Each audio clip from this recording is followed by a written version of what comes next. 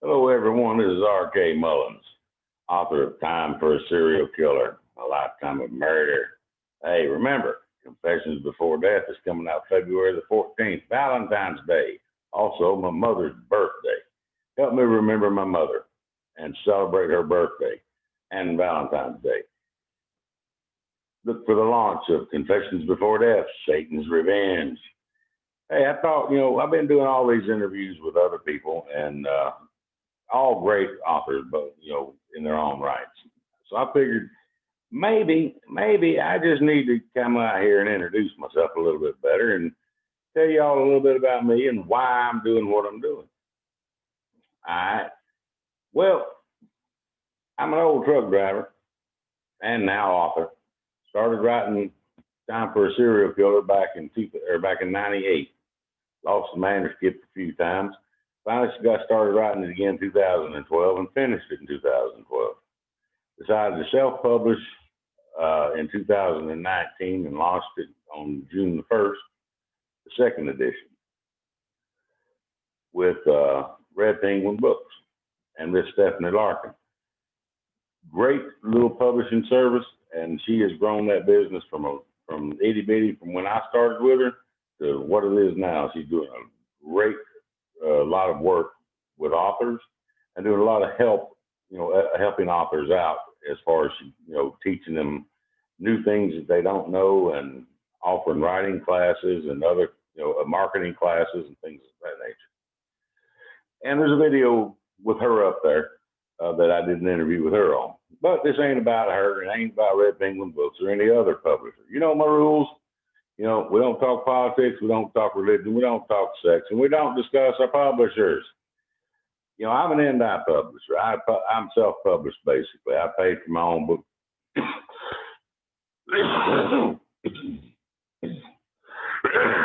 Pardon the heck out of me. I paid for my own book to be published. Not because I'm, vain and wanted it out there. I paid for it to be published because I thought people might actually want to read it, and I figured, what the heck, I'd give it a shot. And it turned out to be, pretty daggone good. A lot of people have enjoyed it, and I figured maybe I might do a little read from it. Now, I am not no professional actor by any cotton picking means, and I don't plan on being one. I'm barely a host of this podcast.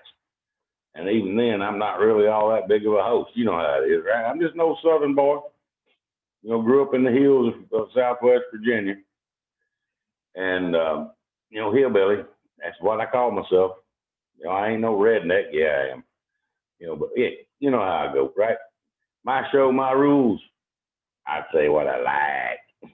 If people don't like it, don't watch. Plain and dad burn simple. I'm on here to have fun. And if I can't have fun, I ain't going to do it. How many of y'all looked at or listened to podcasts about people interviewing authors and it be drawn out and boring as all get out, right? Well, that's what I'm trying not to do. I don't want a boring show. I want people to get involved in it. I want people to learn from it. Find these new authors that I'm, bringing on my show and look at their books and see if it's something that you want to read, or want to purchase. Help these authors out. They're not in this to get rich. They're in this to tell their stories. And hopefully, readers want to read their stories. That's what we all shoot for. I ain't going to ever say that I'm going to be as big as Stephen King or Tom Clancy or anyone like that. Not happening, I don't think. But I wouldn't mind making $1 or $2 here and there. I ain't going to lie. I didn't put it out there just to give it away. If that's the case, why do it in the first bad burn place, right? Well, anyway, the reason I started the show Author to Author is all the indie authors out there, small press authors, authors of any kind, they don't have the money to sit here and fork out for pardon me, New Tongue just started talking with it yesterday. All right? They don't have the money to fork out for proper promotions to get their book out there and get it, put in people's hands. So they have to find ways to do it that is low cost or or free, preferably free, because most of us ain't, we ain't got that kind of money to spend around. Like the top five book publishers out there, like Random House and all them. So I started this show to try and help myself as well, and all the authors out there that want to be on my show promote their books a little bit and get the word out about what is out there for people to read. But my number one rule is, hey, if you ain't gonna smile and have fun and laugh, you ain't gonna be on my cotton picking show, right? Hey, and look at it this way: if you're an author and you want to be on my show, look me up on Facebook, people. I've got a group up there called Author to Authors, and I will post the link on this at the bottom of this thing. I would love it if a few people would subscribe to it. I ain't charging nothing as far as I know of. I mean, YouTube might. I have no clue, but I haven't put no price tag. I don't care. I'm doing this because I love what I'm doing, and I think that every author out there deserves the right to have their book read by people, and helping them promote their book in this manner goes a long way for me. Not just because I get to plug my book on my show. I mean, everybody knows I'm going to do that. Heck far, it's my show, right? If I can't plug my own dad burned book, then what the heck am I doing it for? I had an old friend of mine tell me after he watched my first show, he said, "Boy," he said, you need to tone down the country." I said, "Ain't that the way I always talk to you?" And he said, "Yeah." I said, "Then it ain't changing. I'm going to be myself on this show. Plain and simple. If people don't like it, they don't have to tune in. That's the whole point of freedom of choice. We all have the freedom to choose what shows we want to watch and what shows we don't. Sometimes I'll get on my little soapbox, as I call it, and stand up there and preach a little bit, but it ain't nothing hard or heavy. I'll celebrate the things I believe in and the things I think should be celebrated. But I am not going to discuss politics or religion, sex, or about my publishers, which I just signed with a UK publisher to publish a short story that I wrote. And I'm very proud of that. Hopefully that'll be coming out, shortly, but we'll see. And but again, I just wanted to get this out there to you guys and let every dadburn one of you know. I'm not just doing this for me. I'm doing this for every author out there and every person who reads books and buys books, to help y'all see that there's books out there that may not be on Amazon's bestseller list, may never see, print in New York Times bestseller list. Who knows? I don't know. I ain't no fortune teller. I ain't got no crystal ball. So there's a lot of books out there that aren't even ranked. I mean, they're like, maybe down close to the bottom of the ranking pile, but are still really good books. That if you just do a little bit of research or search a little bit, you may find a book you thought might not be a good book, but turns out to be one of the best reads you've ever had. I'm not going to say that's mine. I mean, I've got some good reviews off my book, and hopefully I'll get some good reviews off my next book. But Time for a Serial Killer, that's the very first book in my 10-book series, and I call the series the Nightmare Book Series. Every one of them is about a serial killer. That's all fictional, people. It's all make-believe. Every bit of it came out of my weird, twisted, demented imagination. And I'm going to keep it that way. But there's going to be 10 books in that series. Every one of them must tie back into Time for a Serial Killer in one form or fashion. They all must tie into the book before them and the book after them. They all must have 3 major twists in the books and an unpredictable ending. That is what I set out to do with these books, because I got tired of reading books and be a third of the way through there and be able to predict the dadburn ending of them and ruin the whole dang plot for myself, right? I do the same thing with movies, so I mean, it's just the way it is. You know, it's my nature, I reckon.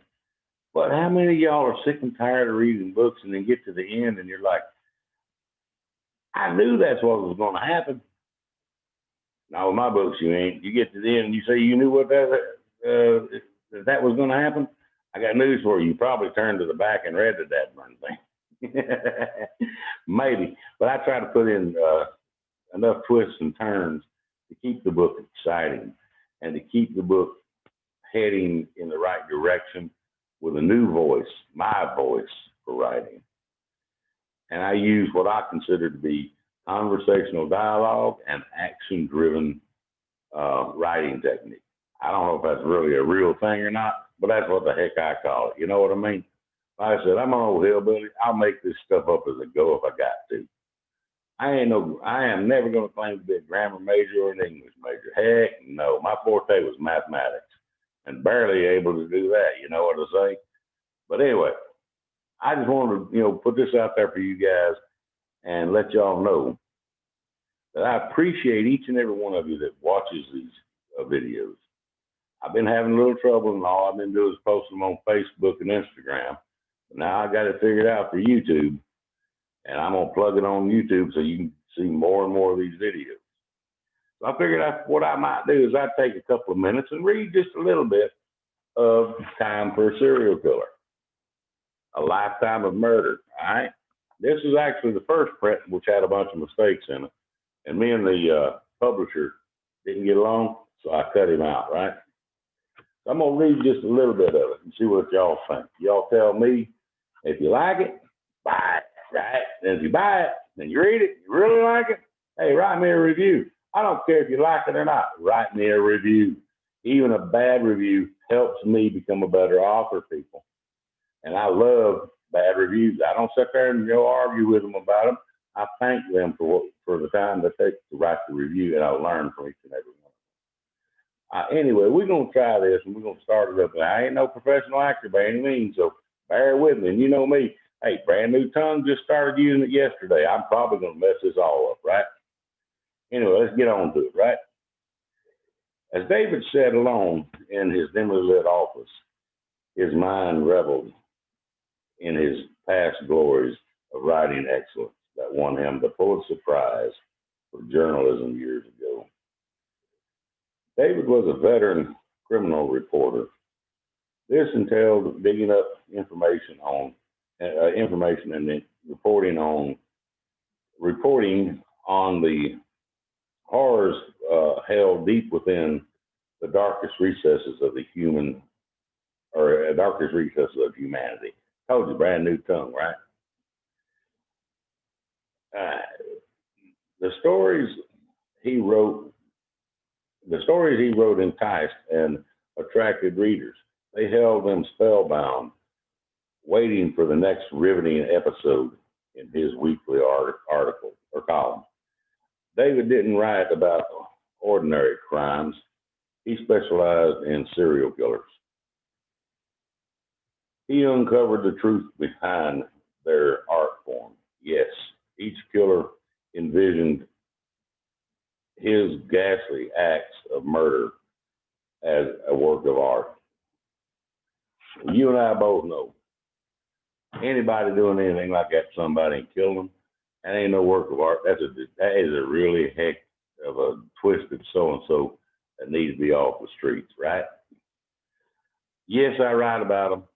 And yes, I do have a very vivid imagination, and I'm very depictive in my descriptions of death and extremely graphic in nature. So if you don't like graphic details that verge on horror, that are thrillers, my book's not for you. But if you do, hey, it's right up your alley. But again, it's all out of my twisted, demented mind. We all have a dark side. I let mine come out in my writing, y'all. Some people let it come out in their paintings. Some people just, repress it and say they don't have one. Either case, it's out there. We're human. We all have the potential for good and evil. held within our own hearts and minds. It is up to us to choose the right path, and that path is always going to be good, never evil. Hey, anyway, y'all, it's R.K. Mullins, author of Time for a Serial Killer, host of Author to Author. I'm glad y'all watching, and I'll talk to you later when we get the next guest on there. See y'all, I guarantee.